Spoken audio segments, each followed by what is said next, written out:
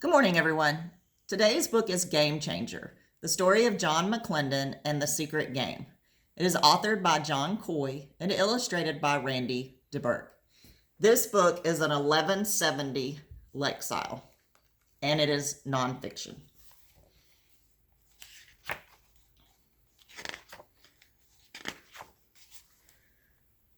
Who are you? What are you?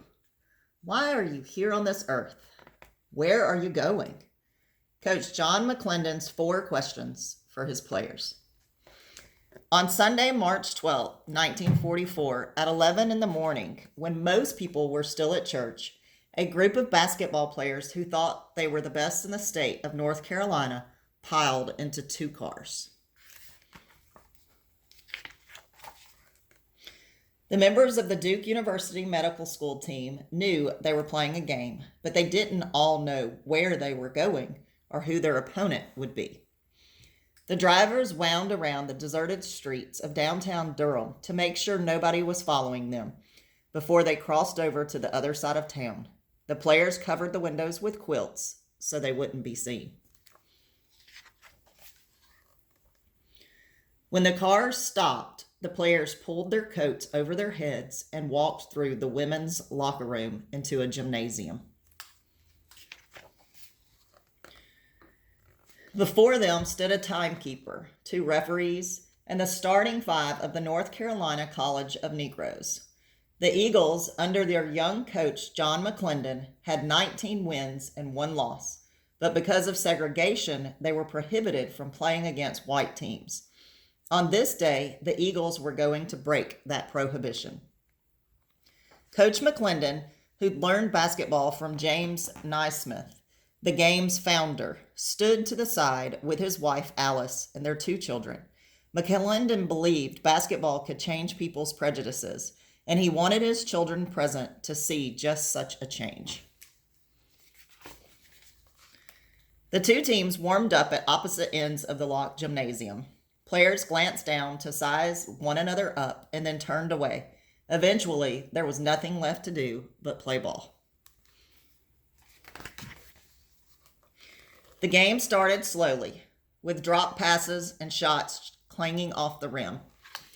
Players on both sides, some of whom had never been this close to a person of a different color, were hesitant to touch or bump into one another. The Duke team of Jack Burgess, Dick Simmons, Homer Sieber, Dave Hubble, and Dick Thistlethwaite took the lead. They had all played college ball and were strong and experienced. They ran their 3-man weave, executed give and goes, and launched set shots. This was the game as most people knew it, basketball of the present. The young Eagles gradually settled into their game, though. They applied the pressure defense they'd learned from Coach Mcclendon. George Parks and Henry Big Dog Thomas grabbed rebounds and fired outlet passes to Aubrey Stanley, Floyd Cootie Brown, and James Boogie Woogie Hardy. They raced up and down the floor in Mcclendon's innovative fast break style that emphasized attacking the basket. This was basketball the white players had never seen. The Duke players breathed hard and grabbed their shorts. They'd never imagined the game at this pace. As they gasped for breath, the Eagles, who were in excellent condition because of Mcclendon's drills, made basket after basket. The Duke players were witnessing something new, basketball of the future. When the game ended, the players were shocked by the score.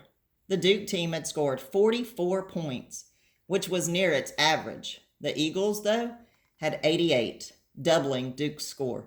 It was a stunning display of basketball. There was no question about which team was the best. They beat us real good. They beat us real sharp, Jack Burgess said. What happened next was even more remarkable. The 2 teams played another game, but this time, black and white players played together to even up the sides in a game of shirts and skins. Meanwhile, word spread around campus that something was happening at the gym. Students climbed up on window ledges and pressed against the glass to see a sight they'd never seen. 19 years before Dr. King's I Have a Dream speech, and 3 years before Jackie Robinson broke the color line in Major League Baseball, black players and white players worked together as teammates in an illegal game in segregated North Carolina. George Parks of the Eagles said later that this game was just God's children horsing around with a basketball. Afterwards, the Eagles players invited the Duke players back to their dormitory. They sat around and talked about the game and everything else, the way basketball players do. When it was time for the Duke players to go, everybody agreed on a plan. They pledged they would keep the game secret to protect one another and Coach Mcclendon, who would have been fired or much worse if people found out. A reporter for the Carolina Times, Durham's black weekly newspaper, heard about the game, but he agreed not to publish the story at Mcclendon's request, since the Ku Klux Klan was active and considered race mixing a crime punishable by death. Jack Burgess did write a letter to his family in Montana. We played basketball against a Negro college team. We sure had fun, and I especially had a good time. For most of the fellows playing with me were Southerners, and when their evening was over, most of them had changed their views quite a lot. These players had seen the future, but it would take time for everybody else to see it.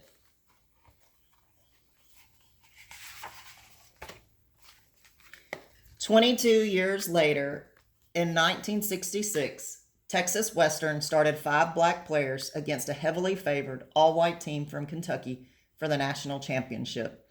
Texas Western triumphed, and when they did, news spread around the country.